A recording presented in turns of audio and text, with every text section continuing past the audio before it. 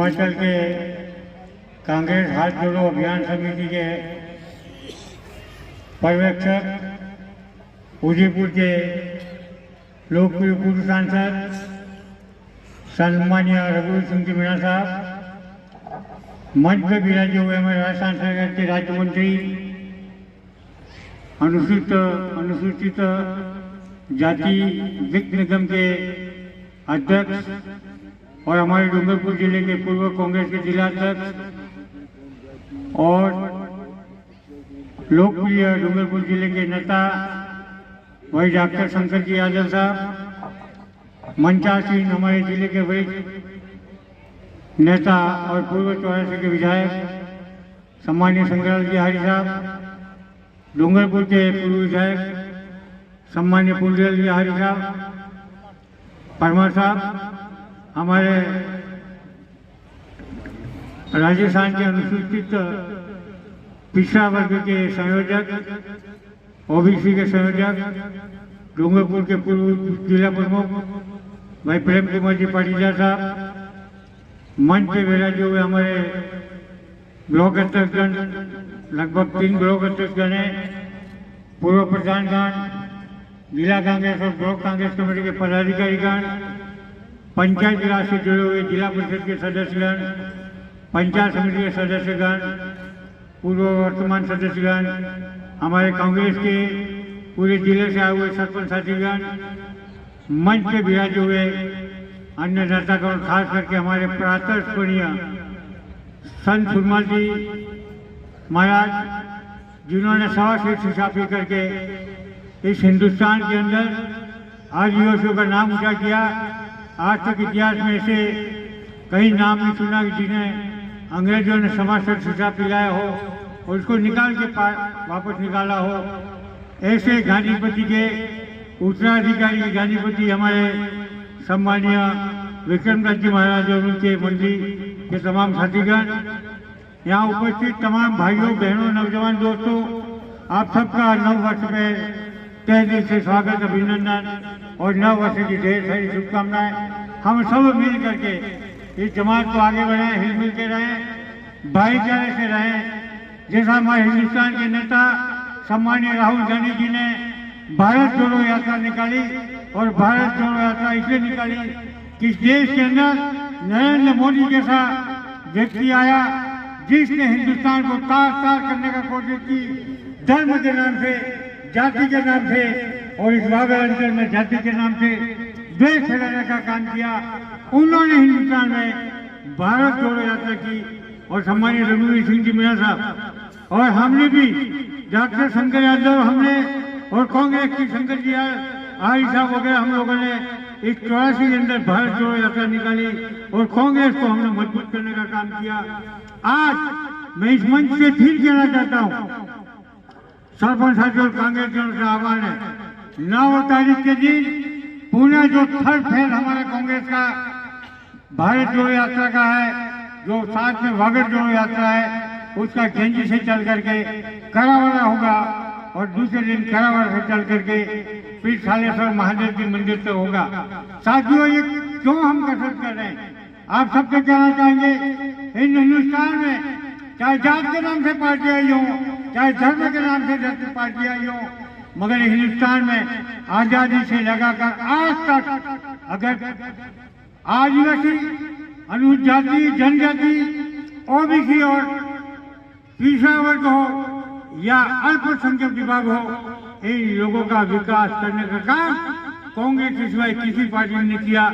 जितना उन्होंने हर प्रकार की स्कीमें निकाली और इन समाजों को आगे बढ़ाने का काम किया। आज मुझे कहते हुए कभी कभी हम आत्मग्लानि भी होती है कि यहाँ पर एक बीजेपी नाम से पार्टी आई थी, जिन्होंने कहा आदिवासियों का सम्मान दिलाएंगे, 5वीं पास तो नौकरी, 84 में कितनों को 5वीं पास को नौकरी मिली? हाथ खड़े करो। नहीं मिली? अरे 5वीं पास को नौकरी मिली, कितने नहीं मिली? 8वीं पास, 10वीं फेल,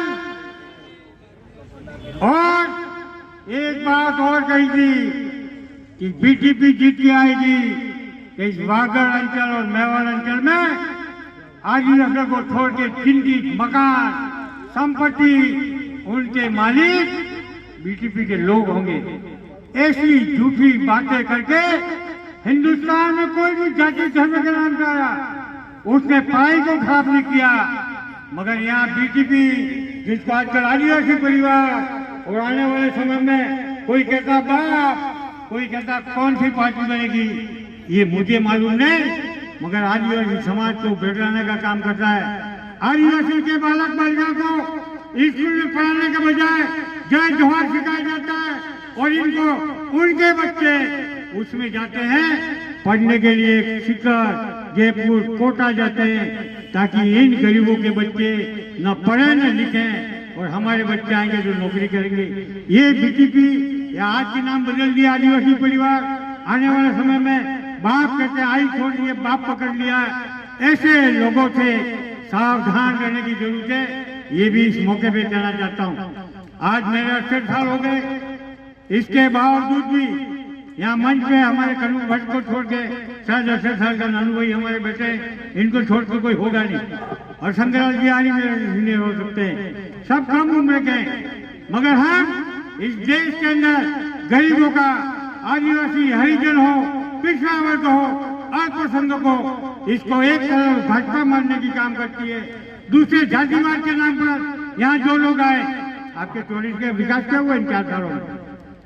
आपके कई विकास के आयाम खोलने का काम किया, मगर घर घर पानी ले जाने का काम जो इस डूंगरपुर की धरती पे किया, जहाँ मुख्यमंत्री द्वारा के सिमरोला में 26 दिसंबर को 3 साल पहले लाए थे, उन्होंने पेयजल की घोषणा की थी। आज स्वीकृत होके 585 गाँव आपके 84 के पानी पियेंगे, आपके 74 गाँव गलियाकोट के पियेंगे। डूंगरपुर और अन्य एरिया के संपूर्ण जिले में कांग्रेस ने पेयजल स्कीम लागू की है।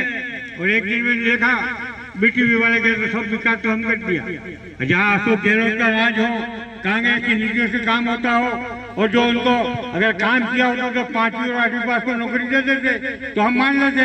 जम्बोला सिमरोला खाली हो गया होता तो मान लेते। और आज बीटीपी की बहुत बड़ी देन आदिवासी परिवार की देन है। तो इस जिले के अंदर शाम को चोरी चकारी होती है कि उन्होंने आश्वस्त किया था कि 5वीं पास और 8वीं पास को नौकरी देंगे। इनको नौकरी नहीं मिली तो शाम को वो चोरी चकारी करते हैं। इसलिए भाइयों बहनों, मैं ज्यादा कुछ नहीं करते हैं। इस देश के अंदर जो राहुल गांधी जी ने अभियान जोड़ा है, उसमें तमाम कांग्रेसियों से आह्वान करना चाहूंगा क्या ये जुड़िए। सरपंच साहबों भी कहना चाहता हूँ, मैं समझता हूँ कई उतार चढ़ाव है आपके, जहाँ होना चाहिए क्या होती क्या बोलते हैं एफपीओ नहीं हुआ। कई उतार चढ़ाव के बाद हमने बात की है आने वाले 15 तारीख तक सरपंच हल्दी आपका एफपीओ भी हो जाएगा, अन्य काम भी सही ढंग से होंगे। मगर मैं आह्वान करना चाहूंगा कि आपको कोई धमकाए करे, डरने की जरूरत नहीं है। कांग्रेस की बहुत बड़ी जमात बची है, मगर अपना दुख और दर्द आगे कहे तो सही, कहेंगे नहीं तो कोई भी उसका दुख दर्द कर नहीं सकता। मैंने भी 3 साल तक चुपचाप बैठा रहा, मगर देखा कि आदिवासी, गरीब, अनुसूचित जाति, जनजाति, ओबीसी और माइनॉरिटी का बहुत बड़ा नुकसान हो रहा है। गरीब वर्ग चाहे किसी भी जात का हो, उसका नुकसान हो रहा है। इसलिए हमने फिर भी कोशिश की कि कांग्रेस आएगी। और इस जिले के अंदर सभी को आह्वान करना चाहता हूँ, आने वाले वर्ष में चारों डूंगरपुर विधानसभा की सीटें जीतने का काम करें और हम एक रास्ते में पॉजिटिव रास्ते छोड़ के चले। भाई रघुवीर सिंह जी मेरा और शंकर जी आगे में बैठे हुए हैं। मैं आपसे आह्वान करता हूँ, आप भी राज्य जिले के लिए पूरे संभाग में और यहाँ कांग्रेस को मजबूत करने का काम करें। ये सारे कार्यकर्ता आपके साथ हैं, ये मैं कहना चाहता हूँ। अंत में आप बड़ी संख्या में आए, इसलिए मैं आपका तहे दिल से स्वागत करते हुए मैं युवा साथियों से आह्वान करना चाहता हूँ, कोई डरने की जरूरत नहीं है। यहाँ आजकल आपके यहाँ बीटीपी के लोग और आदिवासी परिवार के लोग जो कांग्रेस से जुड़ रहे हैं नौजवान, इनको धमकी देने का काम करते हैं। मैं उन लोगों को चैलेंज करना चाहता हूँ कि तुम विकास नहीं कर सकते, विनाश कर सकते हो, पर विनाश को भी रोकने का पावर हम में है। आइए हरिवार साथियों, हाथ से हाथ मिला करके जो 26 से कांग्रेस का अभियान जो राहुल जी ने और हमारे यशस्वी देश के जो अध्यक्ष बने खड़गे साहब, उन्होंने जो आह्वान किया है, भाई रघु जी मीणा भी इस कमेटी में है, उन्होंने आह्वान किया है। आइए हम आने वाले समय में कांग्रेस को बेहतरीन विकल्प देने का काम करें, जिससे कि आने वाले समय में कांग्रेस गाँव-गाँव ढाणी-ढाणी में मजबूत हो। विकास जो हुए हैं वो अशोक गहलोत ने जो किया है, आज हिंदुस्तान में कांग्रेस का राज ना हो, विभिन्न राज्यों में किसी का भी ना हो, जो अशोक की गहलोत के राज में सबसे बड़े बड़े काम हुए।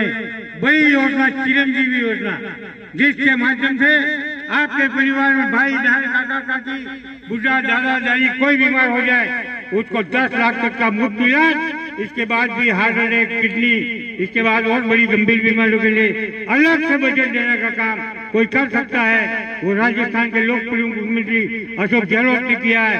आइए हम फिर मिल करके अशोक गहलोत के और कांग्रेस का हाथ मजबूत करें। यही बात कहते हुए मैं अंत में ये बात करना चाहूंगा कि आपको एक हमेशा मैं कहता हूँ, भ्रष्ट नेता कोई भी हो, उसको अगर सोने की छुरी किसी को दी जाए गले में नहीं मारता है। ऐसे भ्रष्ट नेताओं को भी सावधान रहने की जरूरत है, वरना कोई भ्रष्ट आके बैठ गया 5 साल तक आपका शोषण करेगा।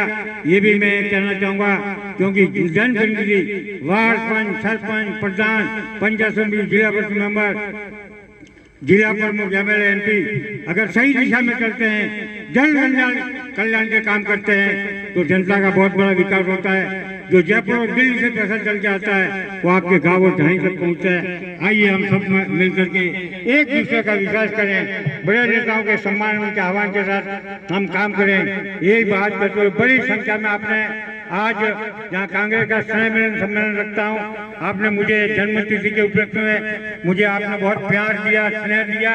ऐसा ही प्यार और स्नेह आने वाले समय में आपका बना रहे, ये ताराचंद भगोड़ा दिल खोल के आपका वायदा करता है। आपके जहाँ भी समस्या होगी, आज ही रात को भी ताराचंद भगोड़ा आपके बीच में निःशुल्क सेवा करने के लिए तैयार है। बहुत बहुत आभार, धन्यवाद, जय हिंद। धन्यवाद सर, आपको एक बार फिर जन्मदिन की बहुत बहुत बधाई और शुभकामनाएं। इसी कड़ी में मैं आमंत्रित करता हूं